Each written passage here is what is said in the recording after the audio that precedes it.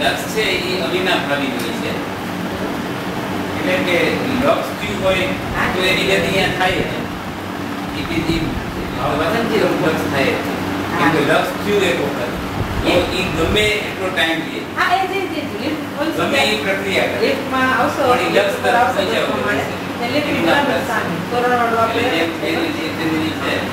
એને ચેતન એટલે મને મારું સ્વરૂપ જ જોઈશે. સ્વરૂપ એટલે હું મને જોઉં છું એવો જે ભાવ છે ને એને એ ન મળે. વર્તવ્યમાં તો એને ઘણી આવી છે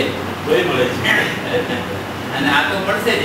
એટલે લક્ષ જેને થયું છે એને ભાવભાષણ વગર લક્ષ થાય ને ભાવભાષણ જ્યારે થયું ત્યારે એને વિભાવથી વિભક્ત છૂટો પડી અને સ્વરૂપનો એને ખ્યાલ આવે.